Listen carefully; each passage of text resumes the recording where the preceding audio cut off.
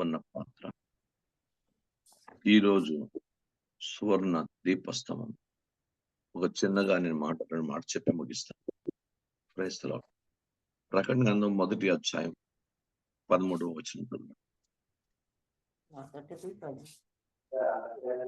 ప్రకటన గ్రంథం 1వ అధ్యాయం 13వ వచనం.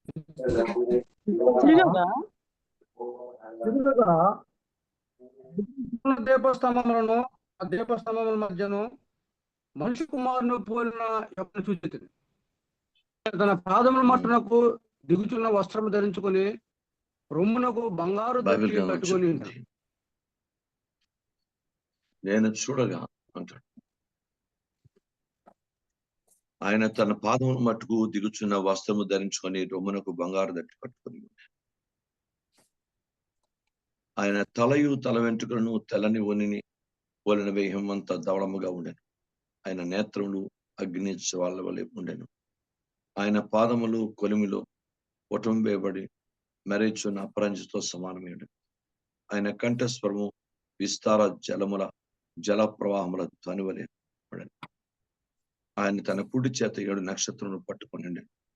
ఆయన నోటి నుండి 2 అంచులు గల ఖడ్గము, వాడైన ఖడ్గము ఒకటి బయలుపడుచుండెను.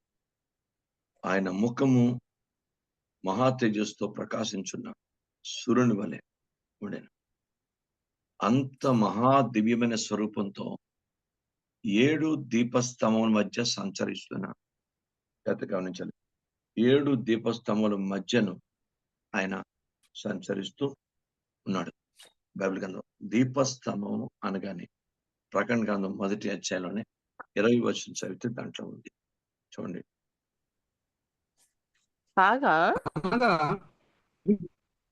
నా కుడి చేతిలో చూసిన 7 సువర్ణ దీపస్తంభముల సంగతి ఆ 7 నక్షత్రంలో 7 సంఘములకు దూతలు, ఆ 7 దీపస్తంభంలో 7 సంఘములు. చూడండి, సిగ్నల్ లేనట్టు. కాగా నీవు చూచిన వాటిని, ఉన్న వాటిని, వీటి వెంట కలుగబో వాటిని అనగా, నా కుడి చేతిలో నీవు చూచిన 7 నక్షత్రములు కూర్చిన మర్మమును, ఆ 7 సువర్ణ దీపస్తంభముల సంగతి వ్రాయము. ఆ 7 నక్షత్రములు 7 సంఘములకు దూతలు, ఆ 7 దీపస్తంభములు 7 సంఘములు. దీపస్తంభం అంటే సంఘం. బైబిల్ గ్రంథంలో ఆ 7 దీపస్తంభాలని స్మరణ, పెర్గమ, ఈ తుయితెరా, ఈ ఫిలదెల్ఫియా, లవోదికియా, ఇవన్నీ కూడా 7 సంఘాలు. 7 సంఘాలు, 7 దీపస్తంభాలు. జాగ్రత్తగా గమనిద్దాం. 7 దీపస్తంభాల మీద కూడా ఎప్పుడు 7 దీపములు, దృష్టి యోగ్యమైనటువంటి దీపములు. మీరు 4వ అధ్యాయాన్ని మనం చదివినట్లయితే 4వ అధ్యాయం, ప్రకటన గ్రంథం 4వ అధ్యాయం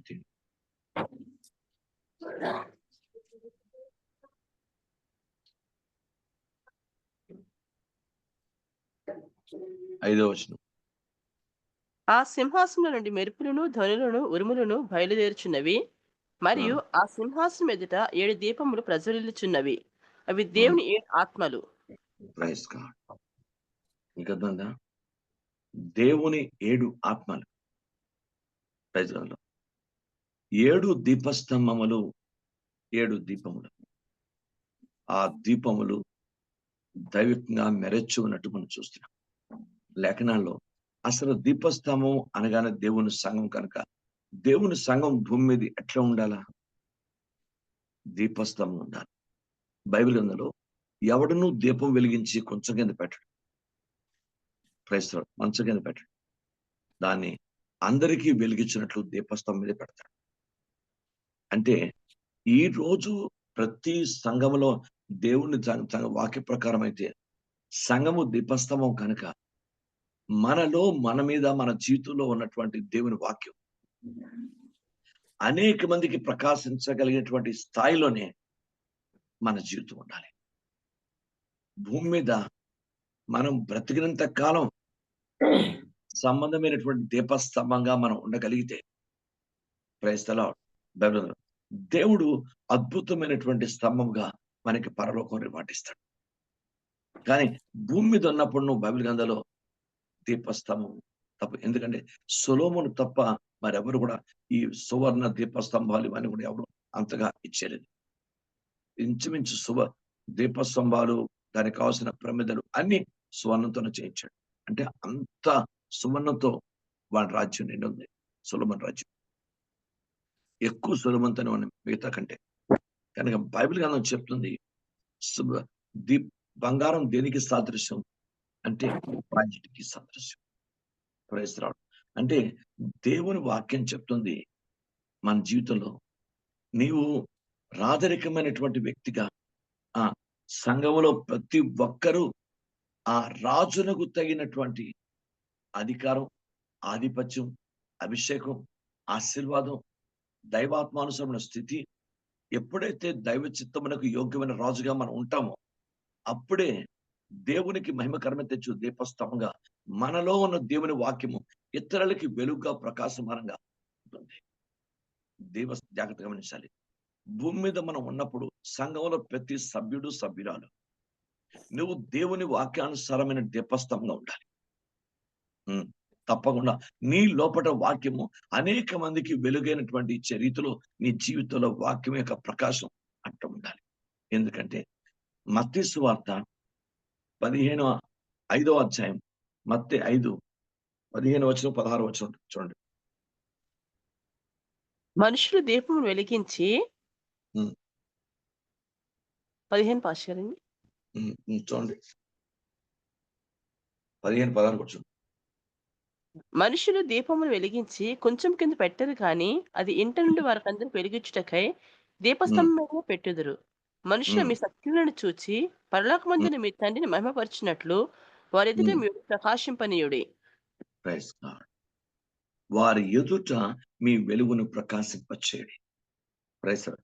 దీపం వెలగాలంటే ఏం కావాలి? నిత్యము నూనె ఉండాలి, నిత్యము ఒత్తి ఉండాలి, నిత్యము వెలుగుతూ ఉండాలి. బైబిల్ గ్రంథంలో మరి సంఘము ఏదో ఈ ఫంక్షన్స్ కి, ఫెస్టివల్స్ కి, లేక ఏదో అకేషన్ కార్యాలకి వెలుగుతున్న పరిస్థితి కాదు. నిత్యము వెలుగుతూ ఉండాలి, నిత్యము ప్రకాశిస్తూ ఉండాలి. నిత్యము మన యొక్క వెలుగును తోటి వారికి ప్రకాశింప చేస్తూ ఉండాలి. అందరి మధ్య మనం వెలుగును ప్రకాశింప చేస్తూ ఉండాలి. అది భూమి మీద దేవుని యొక్క వాక్య ప్రకారమైన సంఘం. అందుకే సంఘము దీపస్తంభంతో పోల్చాడు.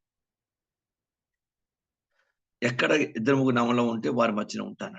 ఆయన దీపస్తంభం మధ్య ఉంటాడు. ఆయన 7 దీపస్తంభాల మధ్య ఉన్నటువంటి ప్రభు మన మధ్య ఉంటాడు.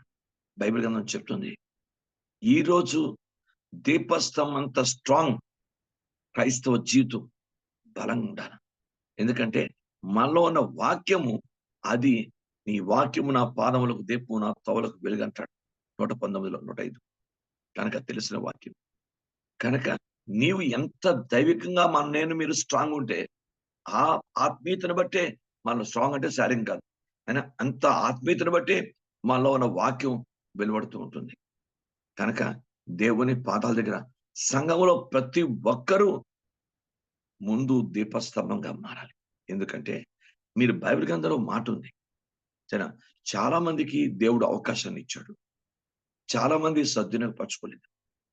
ఈ మొట్టమొదటి సంఘానికి దేవుడు ప్రకటన గ్రంథంలో మొట్టమొదటి సంఘాన్ని మనం గుర్తుపెట్టుకుంటే దేవుడు మొట్టమొదటి చూడండి ఎఫెసు 2వ అధ్యాయం ప్రకటన.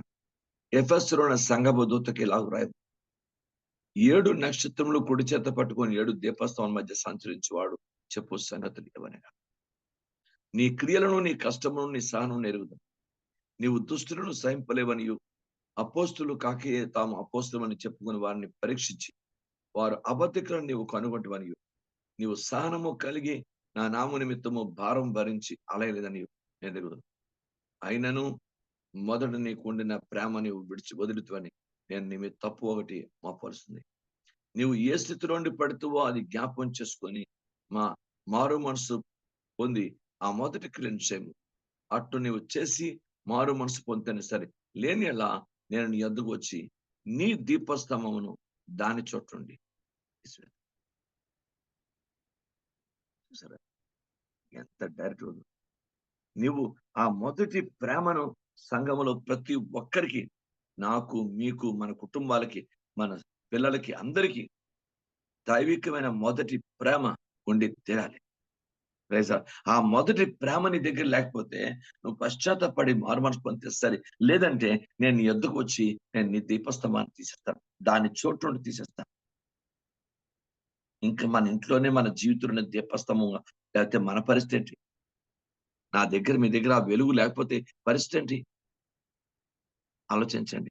నీ సంఘమును అంటే నిన్ను తీసేస్తానంటే దాని అర్థం ఏంటి? నీ దీపస్తంభం నీ ఎదురు నుండి తీసేస్తాను. ఆ సంఘమే దీపస్తంభం. మరి సంఘం నీ ఎదురు నుండి తీసేస్తానంటే ప్రయోజనం ఏంటి? ఆలోచించండి, మనకి ఎంత బాధకరం. అందుచేత సంఘము డెవలప్ చేయవలసింది ఏంటి? నిత్యమును దీపము ప్రదీపాలు వెలుగు చూడాలంటే తప్పకుండా నీ దగ్గర నూనె ఉండాలి. ఆ నూనె దేవుని ఆత్మ. అభిషేకం ప్రతిరోజు నీ దగ్గర అభిషేకం పొందుతూనే ఉండాలి. ప్రతిరోజు అభిషేకం. ఎప్పుడు నీ దగ్గర అభిషేకం ఉంటే ఉండాలి. అది ఒక రోజు కాదు, 2 రోజులు కాదు. పరలోకం వెళ్ళినంత వరకు నీ దగ్గర అభిషేకం అలాగా పొంగి పరలుతూ ఉండాలి. అలా అభిషేకం ప్రవాహము నీ దగ్గర ఉండాలి. క్రైస్తవుడు అభిషిక్తుడు కావాలి. ఎందుకంటే క్రీస్తు అభిషేక్తుడు కనుక. క్రైస్తవుడు పరిశుద్ధుడు కావాలి. ఎందుకంటే క్రీస్తుడు పరిశుద్ధుడు కనుక. దేవునికి స్తోత్రం. కనుక మనం దీపస్తంభాన్ని జాగ్రత్తగా పరిశీలిస్తే దీపస్తంభం ఎంత స్ట్రాంగ్ ఉంటుందో, అనగా ఆత్మీయంగా మన జీవితంలో కూడా మనం అంత స్ట్రాంగ్ గా ఉండి మనలో దేవుని వాక్యము అది దీపంగా ఎప్పుడూ వెలుగుతూ ఉండాలి. అనేక మందికి మేలుకరంగా, అనేక మందికి ప్రయోజనకరంగా, అనేక మందికి ఆశీర్వాదకరంగా మనలో ఉన్న దీపాన్ని, వెలుగును పంచిపెడుతూ ఉండాలి. ఆ వెలుగు అనేక ప్రకాశిస్తూ ఉండాలి. అన్య జనుల మధ్య ప్రకాశిస్తూ ఉండాలి. సంఘములో ప్రకాశిస్తూ ఉండాలి దేవుని వాక్యం. అందుకే మీరు జీవవాక్యం చేతపుచ్చుకొని మూర్ఖులైన వక్రజనం మధ్య మీరు జ్యోతుల వల్లే కనబడుతున్నారు. జ్యోతుల వల్లే కనబడుతున్నారు. మూర్ఖులు అన్ని జనుల మధ్య కాకుండా, సంఘముల మధ్య కాకుండా, కుటుంబం మధ్య కూడా నీ వెలుగు అంటే స్త్రీకి ఉండవలసిన స్త్రీ వెలుగు. ఎందుకు? దీపస్తంభంలో భాగం కనుక స్త్రీకి ఉన్న వెలుగు స్త్రీకి ఉండాలి. పుష్పం మొత్తం మీద దైవ సంబంధం వెలుగు ఉండాలి. భార్య భర్తలో వెలుగు లేకపోతే, ఇద్దరిలో ఎవరో వెలుగు లేకపోయినా, ఒకరు బైబిల్ గ్రంథం చెప్తుంది దాని ప్రభావం చాలా భయంకర పనిచేస్తుంది. ఎవరు చీకటి కాదు. సంఘంలో ఏ భార్య భర్తలు చీకటి యొక్క క్రియలు, చీకటి యొక్క అలవాట్లు, చీకటి యొక్క మనస్తత్వాలు, చీకటి యొక్క మాటలు, చీకటి యొక్క క్రియలు, చీకటి యొక్క పరిస్థితులు ఎవరి జీవితంలో ఉండటానికి వీల్లేదు. సంఘంలో ప్రతి స్త్రీ, ప్రతి పురుషుడు కూడా నువ్వు దీపస్తంభంగా ఉండాలంటే నీ దగ్గర వెలుగు ఉండాలి. నీ వెలుగు దేవుని ఆత్మానుసారమైనటువంటి వెలుగు ఉండాలి. అది అభిషేక సంబంధం వెలుగుది. ఆ వెలుగు దేవుని యొక్క వాక్యము, దేవుని ఆత్మ. ఆయన ఈ రెండు మన జీవితంలో ఉండి తీరాలి. ప్రతి కుటుంబంలో మనం సంఘములో దీపస్తంభం ఉండాలి. ప్రజల సమాజంలో దీపస్తంభం ఉండాలి. ఎక్కడ వెళ్ళినా మన యొక్క వెలుగును తోటి వారికి ప్రకాశింప చేస్తున్న దైవికమైన వ్యక్తులుగా మీరు ఉండాలి. అది మన జీవితంలో నేర్చుకుందాం. ఎందుకంటే ఎక్కడ నువ్వు దీపస్తంభంగా ఉంటేనే నీ వెలుగు. పరలోకంలో దేవుడు నీకు ఒక రివార్డు ఉంది. ఆ రివార్డు నీకు ఇస్తాడు. ఇక్కడ నువ్వు దైవ సంబంధంగా నీ దీపం ఏమాత్రం ఆరిపోకూడదు. ప్రయత్నిస్తున్నాడు. ఏమాత్రం నీ దీపాన్ని ఆరిపోకూడదు. బైబిల్ ప్రదీపమునకు దంచి తీసిన అచ్చమైన ఒలివలను తీసుకుని ఇశ్రాయేలుకి ఆజ్ఞాపించమంటాడు మోషే.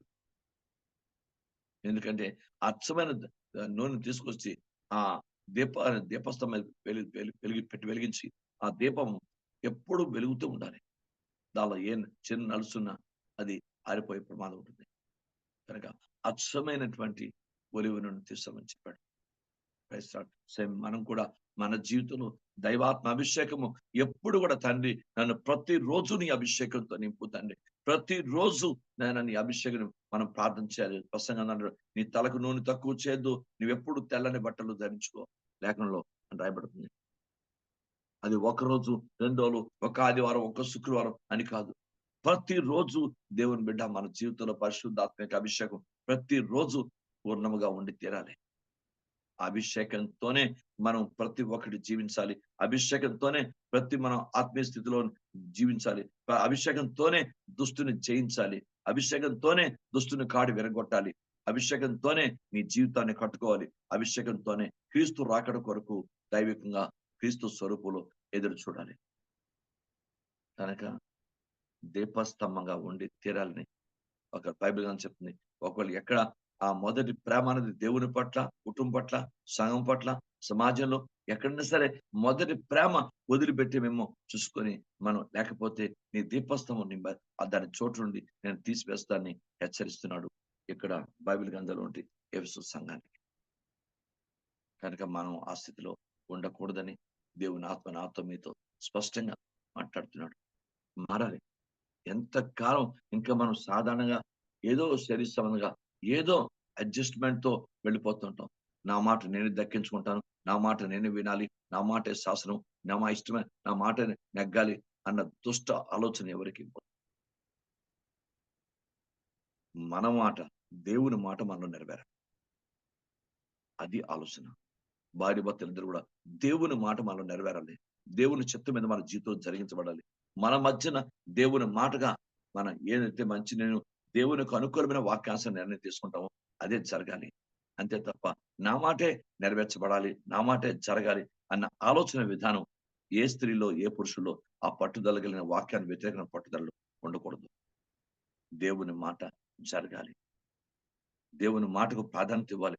అలాగా ఏ బైబిల్ గ్రంథంలో ఉంది, ఎవరు ఆయన ఇచ్చే మాటలను విని వణుకుతుంటారో వారిని దృష్టిస్తున్నాను అని లేఖనం రాయబడింది. కనుక దీపస్తంభం అంటే ఏదో అన్నట్టుగా మనం చూడొద్దు, కానీ దానికి తగిన ప్రాధాన్యత మనం దీపస్తంభంగా ఇక్కడ జీవితాన్ని కొనసాగించాలి. భూమి మీద బతుకున్నప్పుడు ఒక దైవిక దీపస్తంభంగా ఇతరులకు మేలు కలిగించేటట్టు, అనేకులను ప్రభు తట్టు ఆకర్షింపచేసేటట్టు, అనేకల కుటుంబాలను ప్రభు తట్టు ఆకర్షింపచేసేటట్టు, ఎంతో మందిని నేను దేవుని తట్టు తిప్పి ప్రభు తట్టు దేవుని వాక్యానుసారంగా ఒక నక్షత్రం వలె, ఒక దీపస్తంభం వలె దేవునికి అనుకూలంగా ప్రకాశించే జీవితం నాకు మీకు ఉండాలి. అంచేత నాలో మీలో ఏ చీకటిలు, లోక సంబంధమైన ఏ చీకట్లు మన జీవితంలో ఉండడానికి వీల్లేదు. ప్రభా, నన్ను వెలుగుతో పూర్తిగా ఆత్మ సంబంధమైన దైవికమైన వెలుగుతో నింపు తండ్రి అని మనం చెప్పగలిగినటువంటి స్థాయి మన దగ్గర ఉండాలి. దేవునికి వాక్యానుసార ప్రభుకి మహిమ కలుగును గాక. ప్రభా, ఏ ఇంట్లో మనం చూసినా ఆ వెలుగుతో నింపడిపోవాలి. ఎప్పుడు నీ ఇంట్లో దైవ సంబంధమైన వెలుగు, దైవసాన వాక్యము, దైవ ప్రభావం, ఆ దైవ స్థితి ఉండాలి. ఉదయకాలం లేచి దగ్గర నుంచి ఏమి తిందుమో, ఏమి తాగుదామో, ఏమి ధరించుకుందామో అనే శారీరక సంబంధమైన మనుషుల వలె కాకుండా దైవిక దీపస్తంభంగా మన కుటుంబం ఉండాలని పరిశుద్ధాత్మ తండ్రి నన్ను మిమ్మల్ని కోరుతున్నాడు. ప్రభా, దయచేసి నన్ను కరుణించండి. ఎందుకంటే మీరు కూడా సువర్ణ దీపస్తంభంగా ఉండి తీరాలి. దేవుని స్తోత్రం. అది రాయల్, అది దేవుని పరలోకంలో దేవుని మందిరంలో ఉండే దీపస్తంభం. అది దేవునికి స్తోత్రం కలుగును గాక. అందుకే దేవుని పాదాల దగ్గర మీరు కూడా జ్ఞాపం చేసుకున్నాం. ప్రభా, నన్ను క్షమించు. ఒకవేళ ఏదైనా ఇంకా నా జీవితంలో ఆ మొదటి ప్రేమ ఎక్కడ తప్పైన పరిస్థితి ఉంటే ఆ మొదటి ప్రేమ నుంచి నన్ను విడిపించి, అయ్యా నేను మొదటి ప్రేమ, వాక్యానుసారమైన ప్రేమ మొదటిగా నేను నీ పట్ల, కుటుంబం పట్ల, సంఘం పట్ల, భార్య భర్తలు ఒకరి పట్ల ఒకరు, పిల్లలు లేక సమాజంలో మనం ఎక్కడైనా దేవుని వాక్యానుసారం మొదటి ప్రేమ కలిగి దేవునికి మహిమకరమైనటువంటి జీవితం జీవించడానికి అయ్యా ఆ కృప నాకు ఇవ్వమని ప్రార్థన చేయాలి. వెలుగులేని జీవితం చాలా భయంకరమైనది. చీకటి అన్నది చాలా భయంకరమైనది. దేవుడు చీకటిని ఎందుకు సృష్టించాడంటే ఓన్లీ విశ్రాంతి. పగలంతా మనిషి శ్రమించి రాత్రి విశ్రాంతి పొందుటకు దేవుడు రాత్రిని, కానీ ఆ రాత్రి వాక్యానికి విరుద్ధమైనటువంటి చీకటి పని, చీకటిలో ఉన్న కొన్ని ఇప్పుడు చీకటి ప్రపంచం అంటే చీకటిలోనే దొంగతనాలు, మోసాలు, వ్యభిచారాలు, పాపాలు, అపవిత్రమైన కార్యాలన్నీ చీకటితో. ఎందుకంటే వెలుగులో రాలేనటువంటి పని కదా. ఈరోజు జాగ్రత్తగా దేవుని పాదాల దగ్గర నేర్చుకున్నాం. ప్రభా, నువ్వు ఎక్కడికి వెళ్ళినా ప్రకాశించాలి. లేము, నీ మీద వెలుగు వచ్చింది. క్రైస్తవ బైబిల్ గ్రంథం చెప్తుంది, యెషయా గ్రంథం 60:1 క్రైస్తవ లేము, యెహోవా మహిమ నీ మీద ఉదయిస్తుంది. క్రైస్తవ కనుక ఎవరమైనా, నేనైనా మీరైనా క్రైస్తవ మహిమ వెలుగైందే, వాక్యము వెలుగైందే, ఆత్మ వెలుగైందే. క్రైస్తవ బైబిల్ గ్రంథం గమనించండి. దేవుడు సమస్తం దేవుడే తనకు తానుగా వెలుగై ఉన్నాడు. యేసుక్రీస్తే నేను లోకమునకు వెలుగైనని చెప్పాడు. ఆయన వాక్యమే సంపూర్ణంగా వెలుగైంది. ఇంకా మరి చీకటికి ఎక్కడ తావుంది? మనం సంపూర్ణంగా వెలుగులోనే ఉండాలి కదా! మన జీవితమే వెలుగు క్రియలతోని, వెలుగు మాటలతోని, వెలుగు ప్రభావాలతో, వెలుగు సంబంధమైనటువంటి జీవితంతోనే మనం ఉండాలి కదా! ఒకసారి జాగ్రత్తగా అర్థం చేసుకొని ప్రభు పాదాల దగ్గర నేచురల్‌గా మన కుటుంబంలో ప్రతి దిన జీవితం కూడా ఒక వెలుగుతోనే నింబడి ఉండాలి. తండ్రి అలాంటి కృప ఇవ్వండి ప్రభా. నేను ఎక్కడ నా జీవితంలో, నా కుటుంబంలో, సంఘంలో చీకటి ఎక్కడ ఏ పరిస్థితి కూడా ఆవరించే పరిస్థితి ఉండదు. చీకటి చాలా భయానకమైన పరిస్థితి. వద్దు. తండ్రి పాదాల దగ్గర నేర్చుకుందాం. కనుక వెలుగు మహిమిద్దాం. దీపస్తంభం ఉందా? నీ ఒక శక్తివంతం లేక స్ట్రాంగ్ లేక వాక్యంతోను, ప్రార్థనతోను, ఆరాధనతోను, విధేయతతోను, విశ్వాసంతోను ఆయన వాక్యానుసారంగా దేవునికి ఆత్మ బలంతో, వాక్య బలంతో, ప్రార్థన బలంతో, దైవిక బలం నీ దగ్గర ఉంటే అది స్ట్రాంగ్ గా ఆ దీపస్తంభం నీలోంచి ఆ వాక్యము అనేక మందికి ఆశీర్వాదకరంగా ప్రసరింపచేసే దైవిక వ్యక్తిగా ఉండాలి. దేవుడు మీరు లోకమునకు వెలుగని శిష్యులతో చెప్పాడు. క్రైస్తవులు. ఎందుకంటే ఆయన్ని వెంబడిస్తున్న వారికి ఆ వెలుగు సంపూర్ణం ఉంటుంది. ఎందుకంటే ఆ వెలుగును వెంబడిస్తున్న వారు వెలుగును కలిగి ఉంటారు.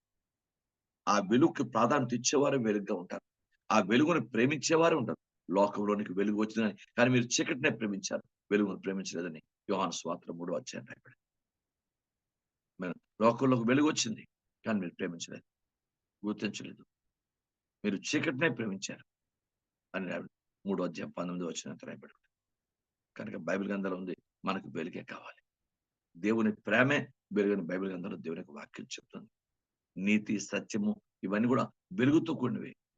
దేవుని స్తోత్రం కనుక కాక కనుక దేవుని వాక్య సంబంధమైన లక్షణాలన్నీ కూడా మన జీవితంలో ఎప్పుడు పుణికిపుచ్చుకొని ఉండాలి. మన జీవితంలో ప్రభా అలాంటి వెలుగైన కుటుంబంగా నేను దీపస్తంభం కలిగిన వ్యక్తిగా 7 ఎప్పుడు మన మధ్య ఆయన ఉంటాడు. ఎందుకని ఎక్కడ నా నామములో 2 కూడి ఉంటారు. ఎప్పుడు మన మధ్య ఉంటాడు. అలా దీపస్తంభాల మధ్యనే ఆయన ఉన్నాడు. అందుకే బైబిల్ గ్రంథంలో ఉంది దీపస్తంభముల మధ్యన మనిషి కుమారుని పోలిన ఒకరిని చూచి. క్రైస్తరావు. ఎందుకంటే ఆయన్ని ఇంట్లోని జీవితంలో ఆ విధమైనటువంటి వెలుగు ఉంది కనుక ఆ వెలుగుతో నేను ఆశ్రయిస్తాడు. దేవునికి స్తోత్రం. అందుకే దేవుడు పరలోకం నుంచి ఏదొచ్చినా వెలుగుతోనే వచ్చింది. మీరు బైబిల్ గ్రంథం పరిశీలించారు. క్రైస్తరావు. దేవతతో వచ్చినప్పుడు గాబ్రియలు ఆయనతో పాటు వెలుగు వచ్చింది. ఆ వెలుగును చూడలకే గొర్రెల కాపరలు పడిపోయినట్లు లేకుండా చెప్తుంది. మీరు బైబిల్ గ్రంథంలో యేసుక్రీస్తు యొక్క వెలుగు చూడలేకే పద్మాస్ ద్వీపంలో ఉన్నటువంటి భక్తుడు యోహాను పడిపోయినట్టు లేఖనాలు చెప్తున్నాయి. ఆ యేసు దివ్య స్వరూపం చూడలేకే దానియేలు గ్రంథంలో కూడా మనిషి కుమారుని దివ్య స్వరూపం చూడ దానియేలు కూడా సాష్టాంగపడి ఆయన పడిపోయినట్టు లేఖనాలు చెప్తున్నాయి బైబిల్ గ్రంథం. అంటే పరలోకం నుంచి ఏదొచ్చినా అది వెలుగుతూనే వచ్చింది. క్రైస్తవ మనం కూడా పర సంబంధమైన వ్యక్తులమే. ఎందుకు మనం భూమి నుంచి కింద నుంచి రాలేదు.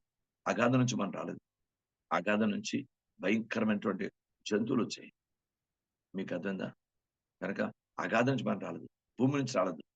తల్లి గర్భం నుంచి. అందుకే తల్లి గర్భం రూపించబడిపోయి జగత్ పునాది నువ్వు క్రీస్తులో ఏర్పాటు చేయబడ్డావు. క్రైస్తవ బైబిల్ గ్రంథంలో లేకుండా మనం అందుకే ఏ దేశం నుండి నువ్వు వచ్చావో నువ్వు గ్రహిస్తే ఆ దేశం వెళ్ళడం సులభం అవుతుంది అని హెబ్రూ గ్రంథం రాస్తాడు. అంటే మన తాలూకా బీజము పరసంబంధమైన రీతిలోనే దేవుడు అనుగ్రహించాడు. దేవుని స్తోత్రం.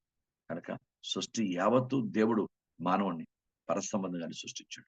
అందుకే తండ్రి కుమార పరిశుద్ధాత్మ దేవుని పోలికతోనే మనం సృష్టించాడు. అందుకే నీ చిత్తము పరలోకం నెరవేరినట్లు భూమి నెరవేర్చబడుగా కానీ ప్రార్థన కూడా శిష్యులకు అదే నేర్పించాడు. అయినా తండ్రిని కుమారుని పరిశుద్ధాత్మను పోలి ఉండాలి. పరలోకాన్ని పోలి ఉండాలి. ఎప్పుడు ఇలా మనం పోలి ఉంటామో ఆ పోలిన బతుకి దేవుడు ఒక అద్భుతమైన స్తంభం భూమి మీద దీపస్తంభం ఉన్న ప్రతి వ్యక్తి దేవుని వాక్యంలో పరలోకంలో ఒక అద్భుతమైనటువంటి ఆశీర్వాదానికి వెళ్తాడు. అది ఏంటి అని బైబిల్ గ్రంథంలో దేవుని వాక్యాలు చూస్తే 3వ అధ్యాయము ప్రకటన 12వ వచనం. జయించు వానిని నా దేవుని ఆలయంలో ఒక స్తంభముగా చేసేదను. అందులో నుండి వాడు ఇక మీద ఎన్నటికీ వెలుపలికి పోడు. మరియు నా దేవుని పేరును పరలోకం నా దేవుని యొద్ద నుండి దిగి వచ్చుచున్న నూతనమైన యెరూషలేమును నా దేవుని పట్టణం పేరును నా కొత్త పేరును వాని మీద రాసేదను. క్రైస్తవ చూసావా? దేవుడి యొక్క జయస్తవముగా ఎక్కడను సంగమునకు స్తవముగా 1 తిమోతి 3:15 రాయబడి నువ్వు సత్యమునకు స్తవముగా అంటాడు. సత్యమునకు స్తవముగా. సత్యం అంటే వాక్యం. నీ జీవితంలో నా జీవితంలో వాక్యం ఒక పిల్లర్ గా ఉండాలి. అంత స్ట్రాంగ్ గా గైకొనే వ్యక్తిగా ఉండాలి. సత్యమునకు స్తవముగా.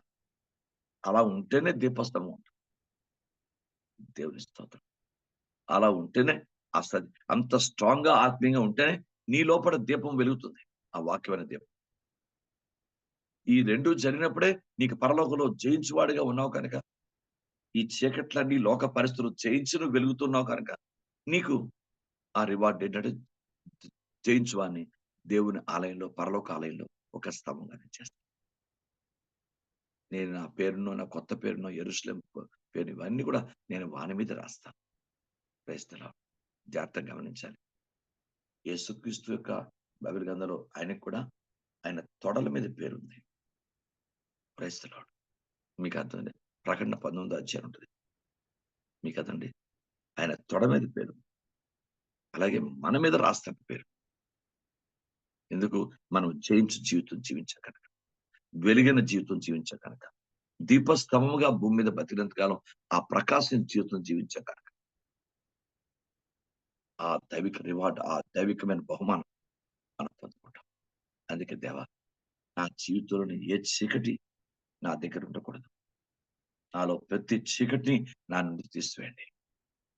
నేను గొప్ప వెలుగైనటువంటి దీపస్తంభముగా కుటుంబంలో, సంఘములో, సమాజంలో నేను వెలుగునిచ్చువానిగా, ఆ లోకమునకు వెలుగుగా నన్ను దీవించండి ఆయన.